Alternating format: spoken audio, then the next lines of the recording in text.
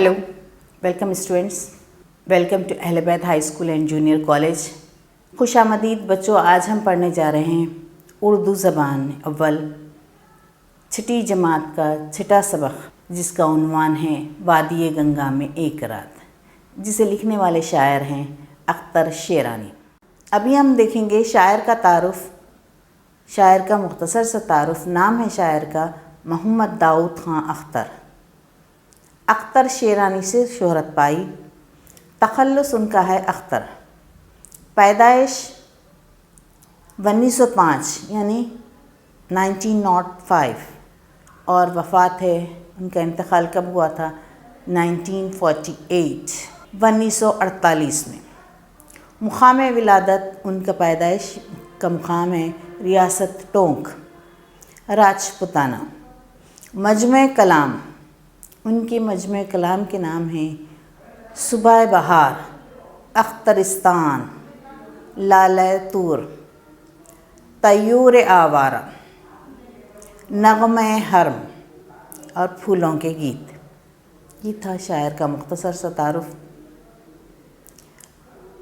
अब हम शुरू करेंगे नज़्म। अख्तर शेरानी ने इस नज़्म में दरियाए गंगा के खूबसूरत मनाजिर की अक्कासी की है। इन्होंने वादी गंगा के खूबसूरत मनाजिर और रात की खामोशी को पेश किया। वादी गंगा, गंगा की वादी मतलब गंगा की अतराफ़ व कनाफ के माहौल को की बेहतरीन अंदाज में उन मनाजिर की अक्कासी की है शायर। नज़म शुरू करेंगे। करते हैं मुसाफिर को मोहब्बत से इशारे, वादी गंगा तेरे शादाब नज़ारे।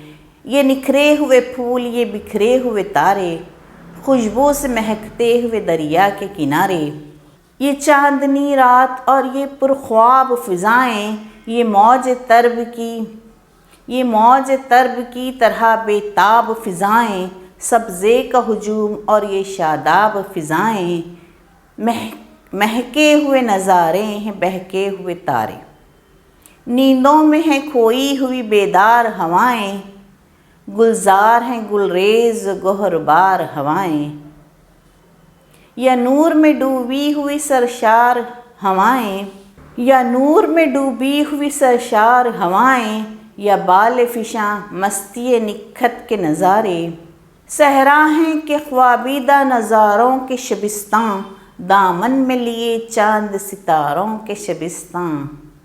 फिरदौस की पुरकैफ बहारों के शबिस्तां, शायर की तमन्ना है यहीं रात गुजारे। ये थी नज़्म वादी गंगा में, ये थी नज़्म वादी गंगा में एक रात। अब हम इसका खुलासा देखेंगे। इस नज़्म में शायर ने उन बातों का ज़िक्र किया है जहाँ उसने एक रात गंगा की वादी में गुजारी थी। उसने बताया कि गंगा की वादी में निखरे हुए फूल हैं और रात में आसमां पर बिखरे हुए तारे हैं और दरिया के किनारे फूलों की खुशबू से महके हुए हैं। ये तरोताज़ा नज़ारे गोया मुसाफिर को अपनी तरफ बुलाते हैं।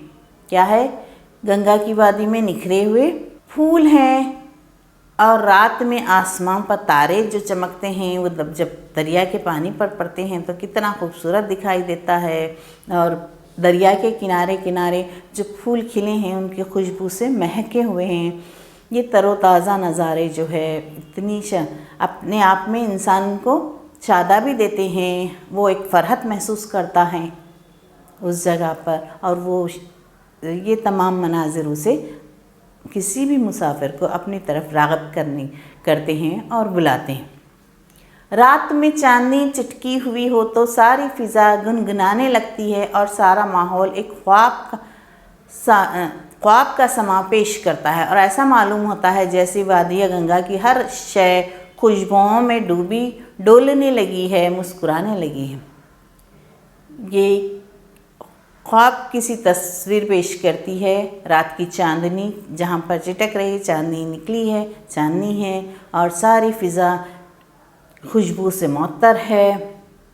तो एक ख्वाब का सा समा पेश किया जा रहा है वहाँ पर। एक ख्वाब का सा समा है, हर शय खुशबुओं में डूबी हुई है और हर चीज़ ऐसा लग रहा है कि मुस्कुरा रही है। وادی گنگا میں گزاری ایک رات کی خوبصورت منظر کشی اس بند میں شاعر نے بڑے ہی دل موہ لینے والے انداز میں کی ہے۔ ایسا لگتا ہے جیسے نیند کے دھندلکے میں ہوائیں جاگ رہی ہیں، یعنی ہوا کی سبک خرامی اپنے جاگنے اور چلنے کا ثبوت پیش کرے۔ جیسا کہ نیند لگتے رہتی، اس میں ہوائیں آتی ہوتی ہیں، تو کتنا خوبصورت منظر پیش ہوتا ہے کہ جب ہمیں نیند آتے رہتی ہے، بھی ہم سوتے نہیں، گہری نیند میں نہیں جاتے، تو اسی طرح وہاں کی ہوائیں ایسا دکھا رہی ہیں کہ جاگ رہی ہیں، ہوا کی سبک خرامی آہستہ آہستہ چلتی ہوئی آگے بڑھ رہی ہیں، اور پھولوں کے بن میں پھولوں سے لدی موتیاں لٹائی ہوائیں دھیرے دھیرے چل رہی ہیں، اور پھولوں کے بن میں پھولوں سے لدی موتیاں لٹاتی ہوائیں دھیرے دھیرے چل رہی ہیں، یا پھر ایسے محسوس ہو رہا ہے گویا چاندنی کے نور میں ڈوب کر ہوائیں سرشار ہو گئی ہیں، یا پھر خوشبو اپنے بال کھولے سارے ماحول پر چھا گئی۔ کیسا محسوس ہو رہا ہے؟ موتیاں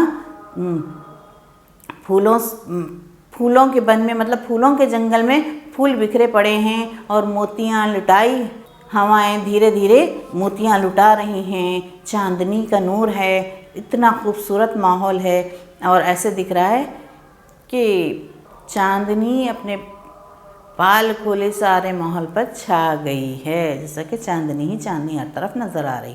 اس نظم کے آخری بند میں شاعر نے وادی گنگا کی جس طرح عکاسی کی ہے وہ پڑھنے کے لائق ہے کہ ریگستان ایسے لگ رہے ہیں جیسے وہ چاند ستاروں، جنت کی بہاروں یا سوئے ہوئے نظاروں کی خوابگاہیں ہیں۔ شاعر اس منظر سے متاثر ہوتا ہے اور آرزو کرتا ہے کہ وہ ایک رات وادی گنگا میں گزار دے۔ کہ شاعر رات کا جب سما دیکھتا ہے تو وہ بہترین لگتا ہے وادی گنگا کا، ایسا دکھ رہا ہے کہ جنت کی بہار ہے یہ تمام نظارے اسے بہت بھاتے ہیں، بہت پسند آتے ہیں، اور وہ چاہتا ہے کہ اس کی آرزو ہوتی ہے کہ وہ ایک رات وادی گنگا میں گزارے۔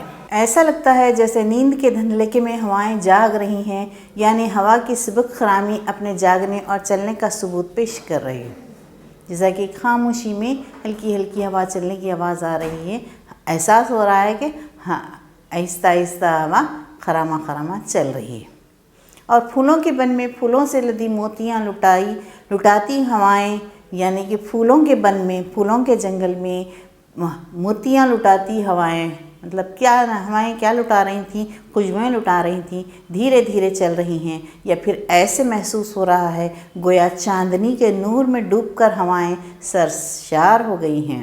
چاندنی کے نور میں ڈوب کر ہوائیں سرشار ہو گئی ہیں، خوش ہو گئی ہیں، اور وہ اپنے آپ کو جھوم رہی ہیں، اپنے آپ میں جھوم رہی ہیں، یا پھر خوشبو اپنے بال کھولے سارے ماحول پر چھا گئی ہے، یا پھر خوشبو اپنے بال کھولے سارے ماحول پر چھا گئی ہے۔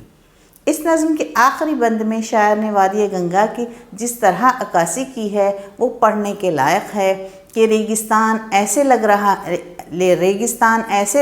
لگ رہے ہیں جیسے وہ چاند ستاروں، جنت کی بہاروں یا سوئے ہوئے نظاروں کی خوابگاہیں ہوں۔ ریگستان ایسے دکھ رہے ہیں جیسے وہ چاند تارے آسمان پر نظر آ رہے ہیں، جنت کی بہاریں ہیں، یا سوئے ہوئے نظارے ہیں۔ خواب میں جیسا ہم دیکھتے ہیں اس طریقے سے خواب دیدہ آنکھوں سے ہم خواب دیکھتے ہیں، اسی طرح کے نظارے دکھ رہے ہیں۔ شاعر اس منظر سے متاثر ہوتا ہے اور آرزو کرتا ہے کہ وہ ایک رات وادی گنگا میں گزار دے۔ شاعر کی ایک تمنا ہوتی ہے کہ اتنی خوبصورت وادی میں، اتنے خوبصورت، اتنے اچھے ماحول میں وہ ایک رات گزارے، وہاں پر رک جائے اور وہاں کا پورا ماحول سے لطف اندوز ہو۔ شکریہ۔ خلاصہ یہیں ختم ہوتا ہے بچوں۔